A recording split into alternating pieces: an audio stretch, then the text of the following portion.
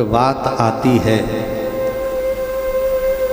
हमें भूख लगती है तो हम भोजन करते हैं, हमें प्यास लगती है तो हम पानी पीते हैं। उसको ऐसी क्या इच्छा हुई कि उसने इस सृष्टि की रचना की, पालन किया और संहार करता भी वो स्वयं बना। तो भागवत के श्लोक में वर्णन है, च अर्थेषु अभिज्ञः, वह किसी प्रयोजन से सृष्टि की रचना नहीं करता, वह किसी कारण से संसार का भरण पोषण नहीं करता, वह किसी कारणवश संसार का संहार नहीं करता। अर्थेषु अभिज्ञः, वो कारणों से परे है। जैसे रेत का टीला होता है और रेत के टीले पर छोटे छोटे बच्चे खेलते हैं। एक बच्चा अपने पैर को रेत में गड़ाकर ऊपर से धीरे धीरे रेत चढ़ाता है और पैर को धीरे से बाहर निकालता है और हंसकर अपने मित्र से कहता है कि देख मैंने अपना घर बना लिया। वह उस घर के साथ में खेलता है। उसके बाद जब उसका मन भर जाता है तो उसी घर को पैरों से छोड़कर अपने घर के लिए भाग जाता है।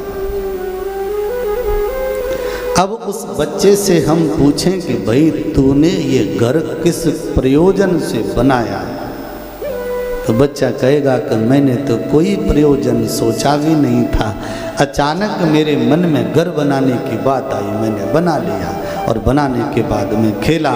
जब मेरा मन भर गया तो मैंने घर को तोड़ दिया, भाग आया।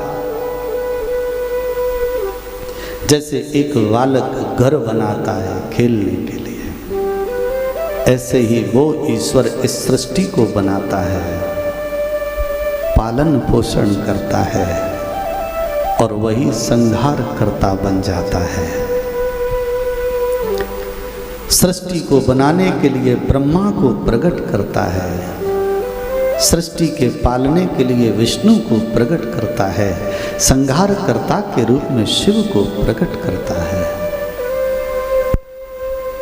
पर सबसे बड़ी बात, जिस ब्रह्मा को वो बनाता है, जिस शिव को वो बनाता है, जिस विष्णु को वो बनाता है, सबसे विचित्र बात वो ब्रह्मा, वो शिव, वो विष्णु भी उस ब्रह्म को नहीं जानते। हमारी तुम्हारी बात तो बहुत बड़ी बात है। आप सोच रहे होंगे कि वो नहीं जानते, ये तो बहुत बड़ी बात है। प्रमाण देख लो ना, अगर ब्रह्मा उसको जानता तो प्रकट होने के बाद उसके लिए तप क्यों करता?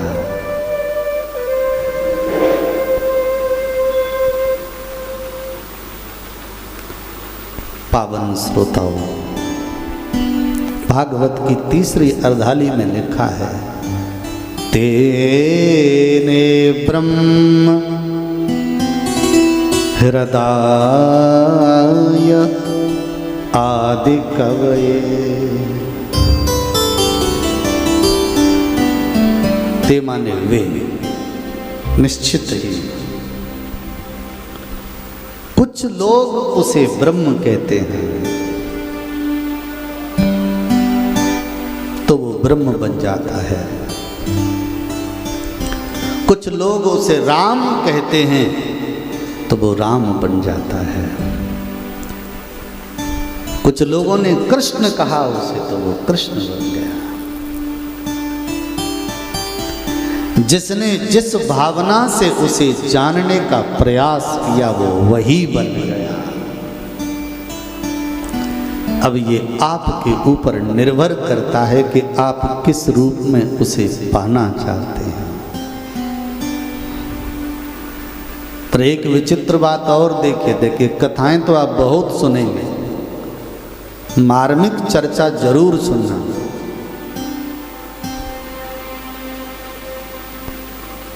कश्यप आदित्य महातप कीना, भगवान प्रकट हुए कि नहीं हुए? हुए। भगवान ने कहा कि वरदान मांगो, तो क्या मांगा? बोले आप हमारे यहाँ पुत्र बनकर पैदा हो जाओ।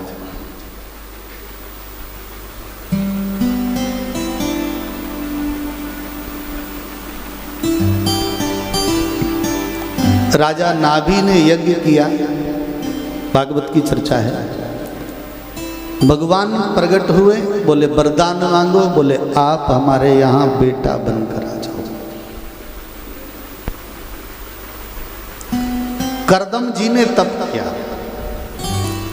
भगवान प्रकट हुए, भगवान ने कहा कर्दम वरदान मांगो, बोले आप हमारे यहाँ बेटा बनकर आ जाओ।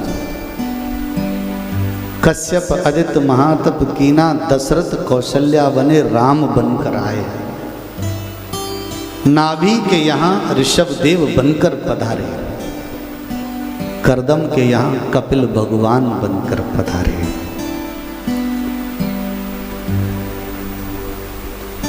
एक बात मैं आप लोगों से पूछ रहा हूं, बाड़ी में बहुत कथाएं होती हैं, आज के समय में भी 2 या 3 चल रही हैं, 2-3 कथा का पारायण अभी भी चल रहा है। आप लोगों से मैं पूछ रहा हूं, ये जितने भी लोग हुए हैं ये सब कहते हैं कि हमारे यहाँ बेटा बनकर आ जाओ, आज तक कोई ऐसा नहीं हुआ जिसने ये कहा कि आप हमारे यहाँ पिता बनकर पधारो। ये सब बेटा बनकर ही क्यों पाना? बेटा भगवान को पुत्र बनाना क्यों चाहते हैं? प्रेम से बोलो। जो भी संत मिलता है वो ये कहता है कि आप हमारे यहाँ पुत्र बनकर आओ।